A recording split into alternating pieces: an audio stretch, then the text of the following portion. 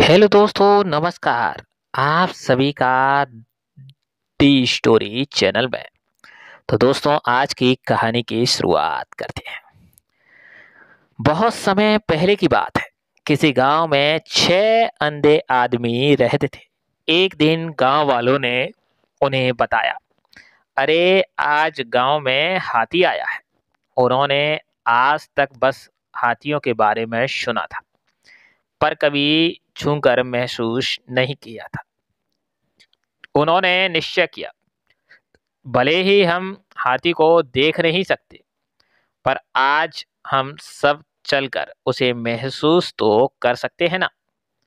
और फिर वो सब उस जगह की तरफ बढ़े चले जहां हाथी आया हुआ था।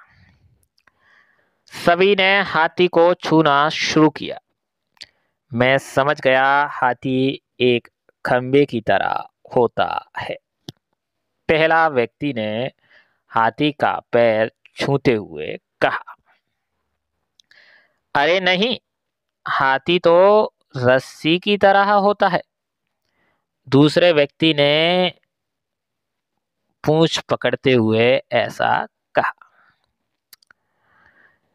तीसरा व्यक्ति बोला, मैं बताता हूं, ये तो पेड़ के तने की तरह है। तीसरे व्यक्ति ने सूंड पकड़ते हुए ऐसा कहा। अब चौथा व्यक्ति, तुम लोग क्या बात कर रहे हो? हाथी एक बड़े हाथ के पंख की तरह होता है। चौथे व्यक्ति ने उसका कान छूते हुए सभी को ऐसा समझाया। पांचवा व्यक्ति, नन्ही नन्ही, नहीं नहीं, ये तो एक दीवार की तरह है। पांचवे व्यक्ति ने पेट पर हाथ रखते हुए ऐसा कहा।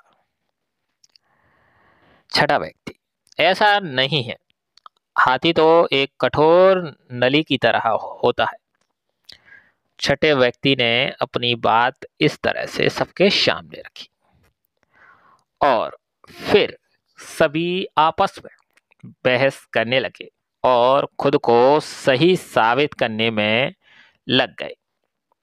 उनकी बहस तेज होती गई और ऐसा लगने लगा मानो वो आपस में ही लड़ पड़ेंगे। तभी वहां से एक बुद्धिमान व्यक्ति गुजर रहा था। वह रुका और उनसे पूछा, क्या बात है, तुम सब आपस में क्यों झगड़ रहे हो? तभी जवाब देता है इकन, हम यह नहीं तय कर पा रहे हैं कि आखिरकार हाथी दिखता कैसा है। उन्होंने उत्तर दिया, सब लोगों ने। और फिर बारी बारी से उन्होंने अपनी बात उस व्यक्ति को समझाना शुरू कर दिया।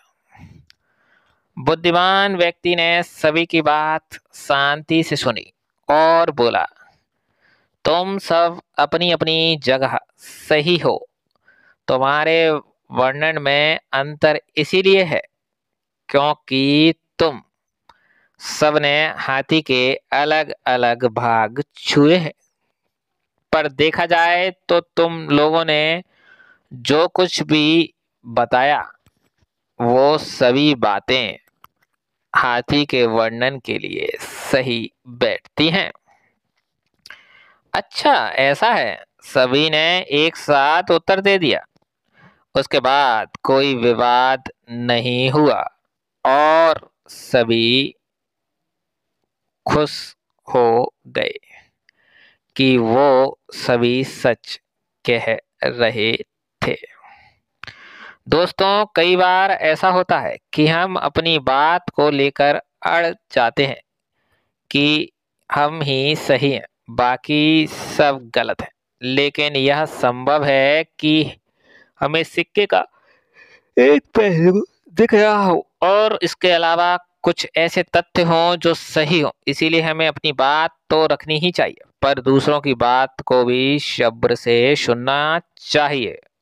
और कभी भी बेकार में बहस में नहीं पड़ना चाहिए। वेदों में भी कहा गया है कि एक सत्य को कई तरीके से बताया जा सकता है।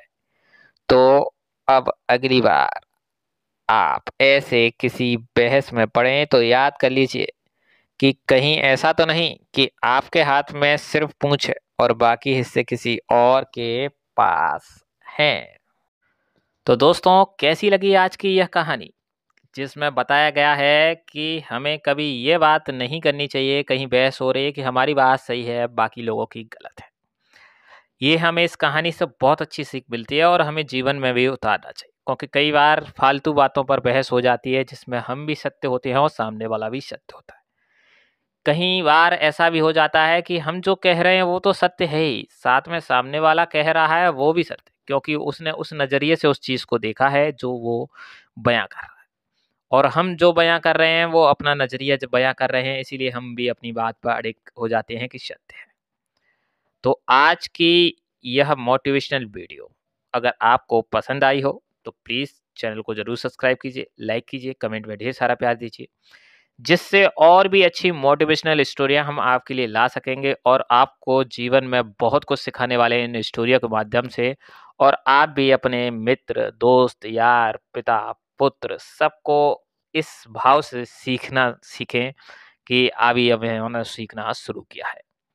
तो फिर मिलेंगे नई वीडियो में नई कहानी के साथ। फिर मिलते हैं। जय हिंद, जय भारत।